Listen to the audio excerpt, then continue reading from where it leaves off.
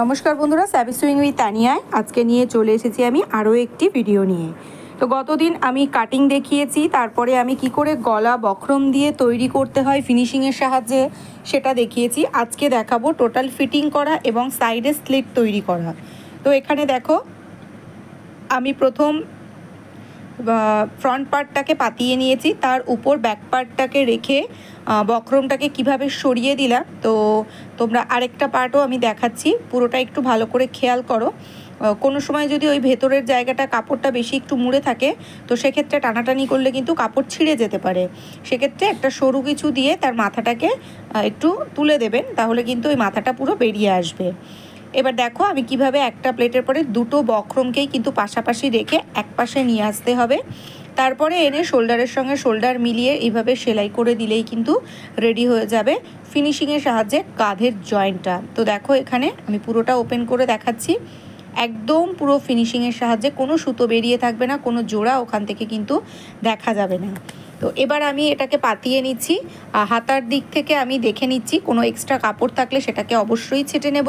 ছেটে নিয়ে এবার হাতায় দেখো আমি এইভাবে লেস লাগিয়ে নিয়েছি। এই ভিডিওটা ক্যাপচার করা হয়নি, তো আমি নিচে লেস লাগানোর সময় আমি আরেকবার দেখিয়ে দেবো কিভাবে আমি লেসটা লাগিয়েছি। তো তার পিছনের যে কাপড়টা কাঁচা ছিল সেই কাপড়টাকে এইভাবে মুড়ে আমি পুরো সেলাইটাকে পাকা করে নিলাম একবারে। তো এটা আমার হয়ে গেল, হাতাটা খুব সুন্দর ফিনিশিংয়ের সাহায্যে কিন্তু হয়ে গেল। এইভাবে করলে কিন্তু আপনারা যারা ড্রেস তৈরি করবেন, ড্রেসের কিন্তু একটা কোয়ালিটি কিন্তু বজায় থাকবে অবশ্যই। যত ফিনিশিং দেবেন ড্রেসের রেটও কিন্তু ততটা বাড়বে। এবার দেখো আমি ঠিক জোড়ার সঙ্গে জোড়া মিলিয়ে এইভাবে আমি হাতাটাকে জুড়িয়ে নিচ্ছি। তো তোমরা যদি দেখতে চাও যে গোল করে হাতা জয়েন করার কীরকম পদ্ধতি, সেটাও কিন্তু আমি তোমাদের দেখিয়ে দেব। তো আমি এখানে যেহেতু প্লেন করছি, যেভাবে খুশি কামিজের হাতা এভাবেও পাতানো যায়, আবার গোল করেও সেট করা যায়, যেটা সুবিধা যার যেরকম সে সেভাবেই করে নেবেন। তো এভাবে আমি এখান থেকে হাতাটা দুপাশ থেকে এইভাবে সেলাই করে নিলাম। সেলাই করে নিয়ে একবারে ডাবল সেলাই দিয়ে নেবেন। তো এখানে আমার রেডি হয়ে গেছে দুপাশেরই হাতা জয়েন করা। এবার আমি দেখাবো বডি ফিটিং করার পদ্ধতি। এখানে আমি ড্রেসটাকে প্রথম পাতিয়ে নিলাম এবং হাতার মাথা দুটো জয়েন করে আমি মাপ নিয়ে নিচ্ছি যে কতটা হবে। তো 12 ইঞ্চি আমি রেখে দিচ্ছি। আমি একটু লুজ পছন্দ করি, তো সেই জন্য আমি কিন্তু একটু লুজ করেই মাপটা নিয়েছি, কারণ এখন গরমকাল প্রচণ্ড, গরমের সময় কিন্তু আমি ব্যক্তিগতভাবে খুবই লুজ পরি, সেই জন্য আমি এখানে 6.2 নিয়ে নিয়েছি। এবং কোমরের যে কাট পয়েন্টটা ছিল এবং হিপের যে কাট পয়েন্টটা ছিল সেগুলোতে আমি এইভাবে পিন সেট করে নিচ্ছি। কাটের সঙ্গে এই যে ভি কাটগুলো দিই, ভি কাটগুলো কিন্তু অবশ্যই জরুরি, তাহলেই কিন্তু আপনার ড্রেসটা সঠিকভাবে তৈরি হবে। তো আমার এখানে হাতায় আমি 6.2 নিয়ে নিয়েছি এবং আমার ছাতির মাপ যেটা ছিল 4 ভাগ করে, সেটা আমি আরেকবার চেক করে এখান থেকে আমি 1.2 ইঞ্চিতে মার্ক করে নিয়েছি। যে কোনো ড্রেস তৈরি করার সময় কিন্তু আপনারা যখন ফাইনাল স্টিচ করবেন সেটাকে পাতিয়ে কিন্তু আরেকবার মেজারমেন্টটা করে নেবেন। সামান্য একটুখানি মাপের 19-20 কিন্তু হতেই পারে। কেন হয়, কী বৃত্তান্ত, অনেক কিছু কারণে হয়, কোনো পার্টিকুলার একটা কারণের জন্য এটা হয় না, আবার কখনো কখনো হয়ও না। তো এখানে আমি 1.5 ইঞ্চি করে 1.5 ইঞ্চি রেখেছিলাম ছাতি এবং কোমরে, তো আমি এখানে 1.2 সুত করে করে এখানে আমি পাতিয়ে, এবার এই ভি কাটগুলোতে আমি পিন সেট করে নিলাম।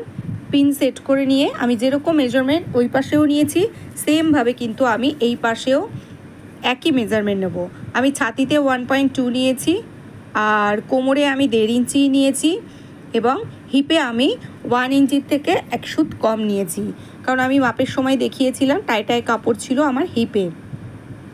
তো এখানেও আমি ওই একইভাবে 6.2তে আবার মার্কিং করে টানা আমি সেলাইটা দিয়ে নেব। তো সেলাইগুলো যেখানে যেখানে আমি মার্ক করে নিয়েছি সেই মার্কগুলো মিলিয়ে মিলিয়ে আমি কিন্তু পুরোটা সেলাই করে নেব। তো আগের কাটিং ভিডিও এবং গলা তৈরি করার যে ভিডিও বক্রমের সাহায্যে, দুটো ভিডিও যদি ভালো লেগে থাকে প্লিজ আপনারা কমেন্ট করে জানাবেন, এবং এই ভিডিওটা ভালো লাগলে অবশ্যই কমেন্ট করে জানাবেন। যারা এখনও পর্যন্ত চ্যানেলটিকে সাবস্ক্রাইব করেনি তারা প্লিজ চ্যানেলটিকে সাবস্ক্রাইব করে পাশে থাকা বেল আইকনটি প্রেস করে দেবেন। পরবর্তী নোটিফিকেশান খুব তাড়াতাড়ি আসবে এবং আরও মজার দারুণ কিন্তু ড্রেস কালেকশান আমি আপনাদের কাটিং এবং স্টিচিং করে দেখাবো। তো এবার এখানে আমার ছাতির মাপটা, কোমরের মাপটা আমি আরেকবার করে এখানে মেপে আপনাদের দেখিয়ে দিচ্ছি যে কতটা রেডি আসছে। সেমভাবে আমি এইভাবে কিন্তু মাপগুলোকে সম্পূর্ণ রেডি করে দেখিয়ে দিলাম। তো এইভাবে হিপের এক সাইড থেকে আরেক সাইড পর্যন্ত কতটা মাপ হবে দেখো, সেই কাটিং অনুযায়ী আমি কিন্তু কতটা মাপ হচ্ছে এখানে। তো এখানে 22.2 মানে এখানে 45 ইঞ্চি হবে হিপের মাপ।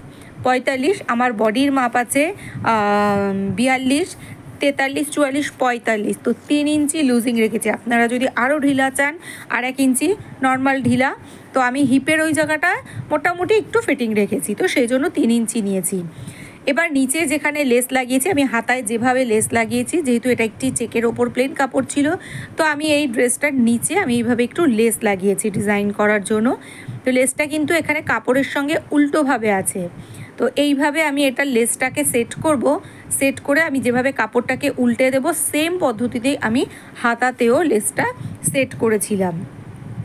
যেহেতু এটা ডাউনের জন্য, সেই জন্য আমি এই পদ্ধতিতে লেস সেট করেছি। যদি এটা উপরে সেট করতাম তাহলে কিন্তু আমি এইভাবে লেসটিকে বসাতাম না, তাহলে আমি ড্রেসটিকে সোজাভাবেই পাতিয়ে সেলাই করতাম।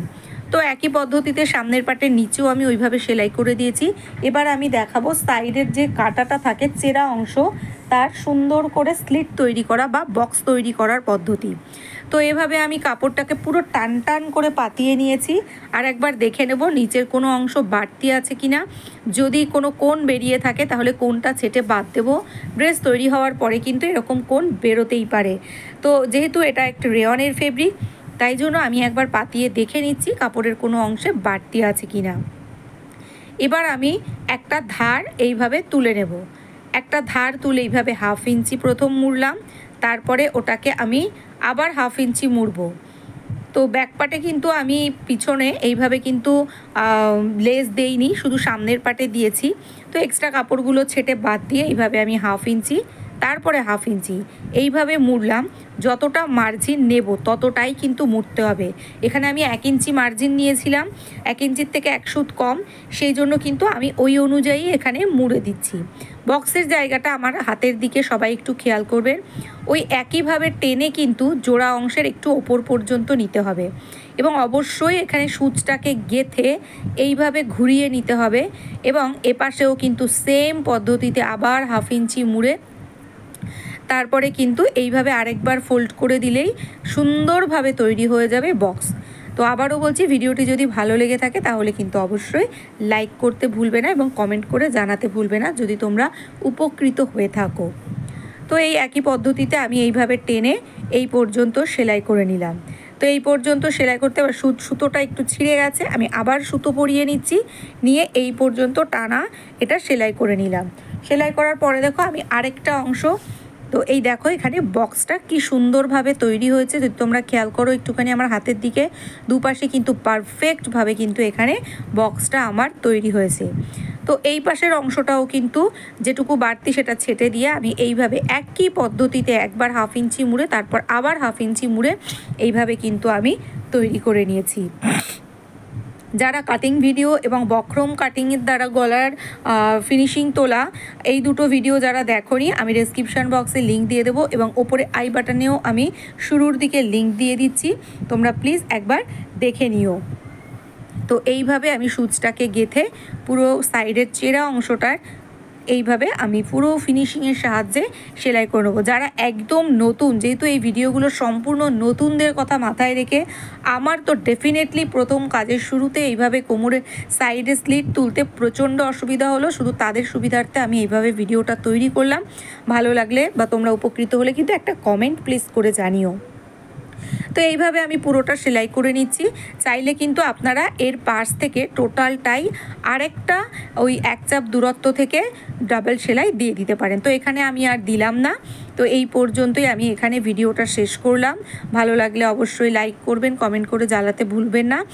আর দেখা হবে আবার পরবর্তী ভিডিওতে। আমি এখানে মেপে নিলাম যে দুটো অংশ আমার সমান আছে কিনা। টাটা, সবাই ভালো থাকবেন।